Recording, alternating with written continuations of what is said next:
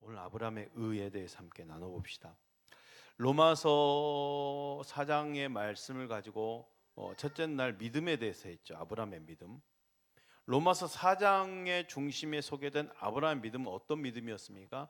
죽은 자를 살리시는 전능한 하나님을 믿는 믿음, 또 없는 것을 있는 것으로 부르시는 그 전능한 하나님을 믿는 믿음이었잖아요. 그 믿음을 강조하는 가운데 믿음이 주는 축복에 대해서 로마 4장 22절은 이렇게 말씀합니다. 한번 함께 읽어볼까? 시작. 그러므로 그것이 그에게 의로 여겨졌느니라. 자, 아브라함의 이제 의에 대한 부분이에요. 지금 믿음에 대한 부분을 첫날 했고요. 오늘 의에 대한 부분, 이것을 그의 의로 여겨졌다 그러는 거예요. 하나님이 이걸 그의 의로 여겨졌다. 아브라함의 의는 뭘까? 하나님의 의로 인정받는 믿음이었거든요. 근데 이 아브라함의 믿음 가운데 우리가 꼭 봐야 될 게 지금 믿음으로 말미암는 그 의인데, 믿음으로 말미암은 그 의의 진짜 주인공이 누군가를 우리가 살펴볼 필요가 있어요.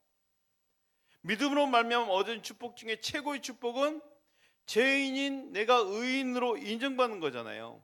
죄인으로서 주님을 만난 자에게 주어진 최고의 축복입니다. 오늘 이 아브라함의 의에 대해서 우리가 나눠야 될 제일 핵심은 그겁니다. 뭐냐? 주인공은 하나님이시라는 것과, 그리고 아브라함만을 위한 것이 아니라 곧 나를 위한 의라는 것, 이걸 지금 발견해내는 게 오늘 말씀의 핵심이에요. 죄인으로서 주님을 만난 게 최고 축복이잖아요. 이 땅을 살아가는 모든 사람에게 있어서 가장 큰 문제가 뭘까요? 그렇죠, 죽음과 죄. 정확하게 했습니다. 뭐니 해도 돈이죠, 사람이죠, 가족이죠 라고 하지만 우리 인생에 있어서 최고로 중요한 것, 죽음, 사망의 문제, 그리고 죄의 문제입니다. 죄와 사망의 문제. 그럼 죄인으로서 주님을 만난 것이 최고의 축복인 이유가 뭘까요? 이 죄와 사망의 문제 해결이 주님께 있기 때문에, 우리 인생에 있어서 최고의 중요한 문제, 죄와 사망의 문제가 주님에게 있기 때문에 주님을 만난 자가 최고의 축복인 거예요. 여러분 믿으시길 바랍니다. 우린 그 최고의 축복을 누린 자예요. 죄의 문제를, 그리고 죽음의 문제를 해결하는 방법을 지금 알고 있는 분들이잖아요. 죄와 사망의 문제는 오직 예수 그리스도 안에서만 해결됨을 믿으시길 바랍니다. 바울은 로마서를 통해서 아브라함의 믿음을 얘기했지만 진짜 강조하고 싶은 것은 아브라함 믿음이 아니었어요. 믿음으로 말미암은 의였어요. 아브라함의 믿음의 행위가 아니라 믿음을 보시고 그를 의롭다라고 인정해 주신 하나님이 말씀해 주신 의가 중요한 거예요. 하나님의 의예요, 사실. 아브라함이 뭐 이 정도로 믿음이 좋다, 그래, 야, 아브라함의 이 정도 믿음을 가지면 하나님 의로 인정해 주시는구나, 이게 핵심이 아니라 아브라함을 보시고 아브라함의 믿음을 인정해 주시고 아브라함을 의롭다라고 말해 주신 분이 누구냐라는 게 중요한 거죠. 하나님이에요. 우리가 성경을 읽으면서 아무리 아브라함이 대단하게 보여줘도 그 아브라함만 보아서는 안 된다는 거예요. 많은 실수와 허물 속에서 아브라함을 아브라함 되게 하신 하나님의 은혜를 발견할 수 있어야 되고, 아브라함의 행위가 아니라 하나님의 은혜가 있다라는 것을 우리가 발견해야 된다는 거예요. 그 아브라함에게 믿음의 열매를 맺게 하신 분이 하나님이시고 그 하나님의 은혜가 있다라는 것입니다. 아브라함을 부르시고 용서하여 의롭다 하시고 그를 참아 기다리셨던 하나님의 수고, 하나님의 은혜를 볼 수 있기를 바랍니다. 사실 아브라함은요, 로마서에서 말씀하고 있는 그 아브라함의 믿음을 강조하고 그 믿음을 의롭다라고 말해주고 그렇게 완벽한 믿음의 사람이 아니에요. 로마서는 참 재밌어요. 창세기에는 그 세세하게 아브라함 허물들이 다 드러나 있잖아요. 근데 로마서에서는요, 아브라함 허물은 싹 없애버리고 그냥 아브라함 이런 믿음을 가졌어. 하나님 그를 의롭다 하셨어. 그렇게만 말해주는 거예요. 아브라함은 참 허물이 많고 실수가 많은 사람이잖아요.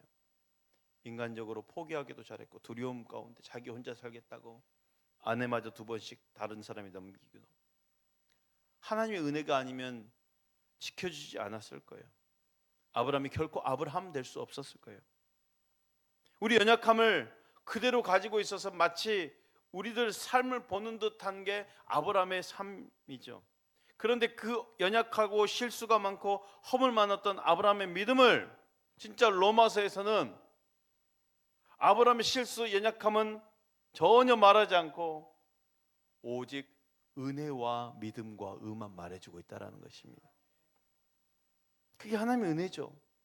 그래서 로마서에서 강조하고 있던 하나님의 의를 아브라함의 믿음을 통해서 말해주고 있어요.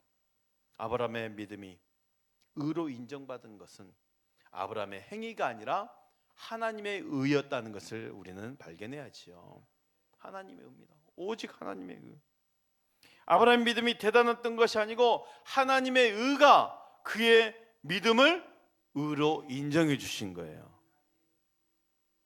우리의 의를 통해서 구원받는다면 우리 심각하게 되겠죠. 우리 안에는 선한 것이 하나도 없습니다.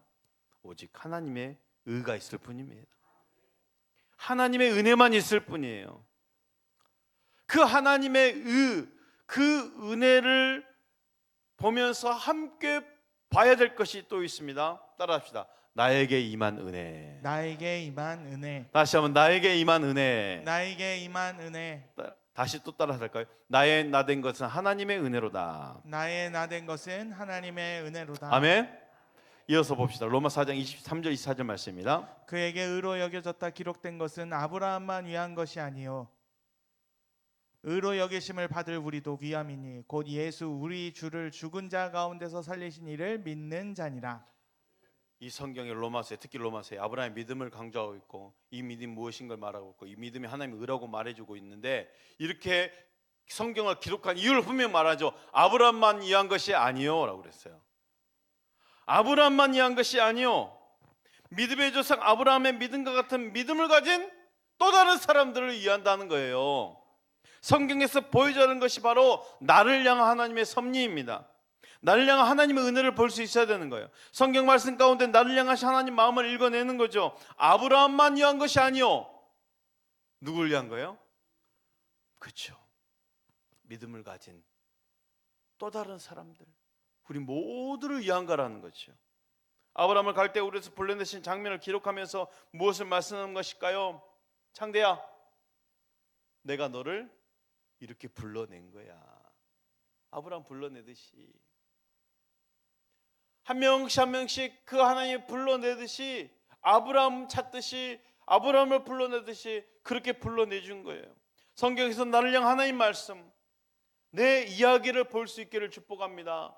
하나님이 세상을 이처럼 사랑하사 독생자를 주셨으니 하나님이 나를 이처럼 사랑하사 독생자를 주셨으니 내가 이렇게 너를 용서하고 내가 이렇게 너를 사랑했단다 이거예요.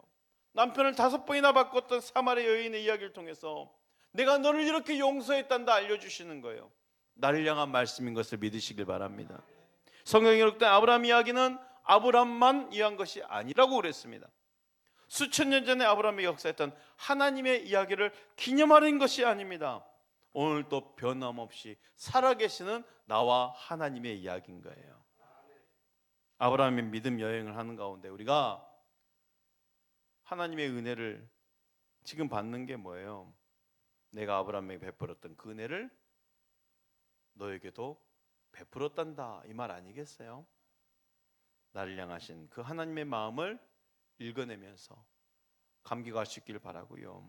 그렇다면 그 믿음을 통해서 아브라함을 의롭게 하신 하나님이 오늘 자격 없는 저와 여러분도 의롭게 하셨다는 것을 믿으셔야 되는 거예요. 우리에겐 사명이 있네요. 그러면 아브라함만을 위한 것이 아니요 라고 말했다면 거기에 우리에게 주어진 사명이 이제 있는 겁니다. 아브라함을 통해 역사하실 때 아브라함만 위한 것이 아니라 오늘 나를 위함이었다는 거예요. 하나님 주신 은혜와 축복에는 언제나 사명이 함께 담겨 있는 것을 아십니까? 나에게 축복을 주시는 이유가 있지요. 나를 낳은 이유가 있죠. 나를 세상에 보낸 이유가 있죠. 그는 사명을 담아냈다라는 거예요. 아브라함만 위한 것이 아니오라는 것은 나에게 담겨진 사명이 있다라는 거예요. 만약 나에게 주신 그 축복 안에 사명이 담겨져 있지 않다면 그건 축복이 아닌 거예요. 만약에 사명이 없는 축복은요, 나를 넘어지게 하는 요인으로 바뀌어질 거예요. 그래서 그 축복 속에 어떤 사명이 있는지를 발견해야 됩니다. 나에게 주신 것을 가지고, 내가 가지고 있는 것을 가지고 어떤 사명을 주셨는지. 장사가 잘 되고 사업이 잘 되어야 되는 이유, 청년들이 그 무언가를 꿈꾸고 있는 그 이유, 그 비전 안에 사명이 담겨져 있어야 된다는 것입니다. 그런데 이스라엘 백성들이 가지고 있는 최고의 착각은 뭡니까? 나만? 그렇죠. 나만 잘 먹고 잘 나만 선민인 거예요. 나만 선민. 다른 사람은 구원받았으면 안 된다라는 그 선민의식이 사로잡혀 있잖아요. 이스라엘 민족은 하나님의 선민이었죠. 선민이란 다른 민족 제쳐놓고 이스라엘 민족만 하나님의 복을 받도록 주어진 민족이란 뜻이 아닙니다. 더 뭘까요? 이스라엘 민족을 통해서 다른 이방 민족이 구원을 받도록 그렇게 하셨던 사명의 섭리라는 거예요. 그걸 잘 알아야 된다는 거죠. 아브라함의 역사였던 하나님이 결코 아브라함만 위한 것이 아니었다는 거예요. 그래서 아브라함을 복의 근원 만드신 이유가 바로 거기 있어요. 복의 근원이란 건 뭐예요? 너 한 사람 잘 되기 위해서 주신 복이 아니라는 거죠. 복의 근원이라는 것은 너에게 복이 흘러가게 하겠다는 거예요. 모든 열국이 너로 말미암아 복을 받으리라, 그거 아니겠습니까? 아브라함을 복의 근원 되게 하셨다는 말씀은요, 너 아브라함아, 너 하나 복 받아라는 말이 아니라는 거죠. 너를 통해서 또 다른 사람이 복이 되게 할 거야. 우리도 마찬가지 아니겠어요? 나를 통해서 또 다른 사람이 복이 될 거야. 나 한 사람으로 인해서 내 가족들이 다 구원받는 역사가 있기를 축복합니다. 그러니까 하나님의 의지죠. 그 요셉이 그 17살 나이에 꿈을 꾸게 하셨잖아요. 그 꿈에 대한 하나님의 의도는 뭐예요? 단순히 요셉 한 사람의 출세가 아니었어요. 생명 구원을 위한 하나님의 구원 섭리를 그 꿈에 담아 놓으신 거예요. 그래서 꿈을 꾸게 한 거예요. 넌 너 혼자만의 삶이 아니야. 생명 구원의 섭리가 너에게 있어.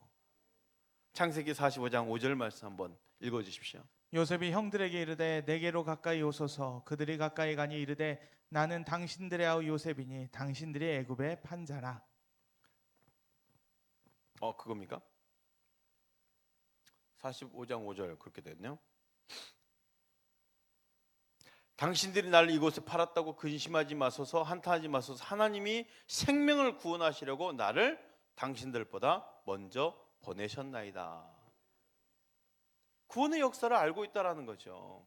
나를 여기 이 애굽에 보낸 이유는 생명을 구원하시기 위해서 나를 먼저 보내셨어요 라고 말하는 거예요. 제가 첫날 말씀드리면서 그랬잖아요. 그 롯이 그 소돔과 고모라 가운데 있었다는 사실이 중요한 게 아니고 왜 그곳에 있어야 하는가가 중요한 거예요. 그렇잖아요. 소돔과 고모라가 그렇게 악한 도시라 할지라도 롯만 그렇게 살았습니까? 그 애굽 땅에 요셉을 보내신 분이 하나님이셔요. 소돔보다 더 악하고 음란한 곳이 애굽 아니겠습니까? 다니엘이 살았던 바벨론은 더 심했잖아요. 그런데 그곳에 왜 살아야 되는가가 중요가 아니겠어요? 근데 요셉은 알았잖아요. 나로 생명의 구원의 역사를 위해서 먼저 보내셨나이다. 하나님 의도를 아는 거예요. 내가 왜 살아야 되는지를 아는 거예요. 하나님 이스라엘 민족의 위기 앞에서 구원 계획을 세우시고 에스더를 왕후 삼으셨잖아요. 그러니까 에스더를 왕후 삼으신 이유가 있죠. 왜 왕후를 삼으셨겠습니까? 믿음의 사람 모르드게의 말을 보십시오. 그래서 4장 14절 말씀 이렇게 말하고 있습니다. 이때에 내가 만일 잠잠하여 말이 없으면 유다인은 다른 데로 말미암아 노임과 구원을 얻으려니와 너와 내 아버지 집은 멸망하리라. 내가 왕후의 자리를 얻는 것이 이때를 위함이 아니지 누가 알겠느냐. 자, 됐습니다. 내가 왕후의 자를 얻은 것이 이때를 위함이 아닌지 누가 알겠느냐. 에스더가 자신에게 있었던 은혜를 그 사명 안에서 발견하는 과정이에요. 본인은 왜 왕후가 된지 몰랐죠. 그런데 누구를 통해서 깨닫게 만드십니까? 모르드게를 통해서 깨닫게 만드시는 거예요. 그 과정을 통해서. 다시 말씀드립니다. 하나님은 저와 여러분을 부르사 성도 삼으실 때 나만을 위해서가 아니라는 거예요. 아브라함에게 그랬고 그 이스라엘 민족에게 그러했고 나를 부르시고 자녀 삼으실 때는 내 삶을 통해서 또 다른 나를 섭리하시라는 사명이 있음을 믿으시길 바랍니다. 그래서 우리는 사명의식으로 살아가야 된다는 거예요. 그렇다면 하나님이 저와 여러분을 앞서 부르신 이유가 있지요. 날 내 가족에게서부터 먼저 믿게 하신 이유가 있지요. 하나님 우리를 먼저 부르신 까닭은 하나님의 사랑을 전하는 통로로 사용하시려는 계획이 분명히 담겨 있다라는 거예요. 무엇보다도 이웃 사랑의 최고의 축복은 복음을 전하는 것 아니겠습니까? 주님의 마지막 유언, 만민에게 복음을 전파하라. 좀 전에 말씀드렸던 이 땅을 살아간 인간에서 가장 큰 문제, 죄와 사망의 문제. 이미 인간은 죄로 말미암아 사망, 죽음의 병을 안고 태어났습니다. 누구보다 몇 년을 더 살고 먼저 죽고 하는 것은 문제가 아니에요. 가장 큰 문제, 죄와 사망에서 구원을 받았는가 못 받았는가, 그게 문제잖아요. 그래서 하나님이신 그가 사람의 몸을 입고 이 땅에 그 이름 예수로 오신 이유입니다. 그리고 우리는 앞서 구원의 은혜를 입었습니다. 우리를 앞서 구원하신 하나님은 우리를 통해 또 다른 나를 구원하시고자 하시네요. 믿음의 조상 아브라함에서 복음이 흘러 누구에게 왔어요? 나까지 왔어요. 나까지. 오늘 나에게까지 왔다면 이제 그 구원의 섭리 흐름이 나에게서 또 다른 사람에게로 흘러갈 수 있기를 축복합니다. 오늘 말씀의 핵심은 아브라함의 의지만 이 의의 주인공은 하나님이시라는 거예요. 아브라함의 그 믿음으로 의로 말미암았다고 했지만, 그걸 의로 부르셨다고 했지만 진짜 의는 하나님의 의였어요. 그리고 핵심은 그거죠. 아브라함만 이한 것이 아니에요. 하나님의 은혜가 있습니다. 하나님의 섭리가 있습니다. 우리에게 동일한 사명이 있음을 믿으시길 바랍니다.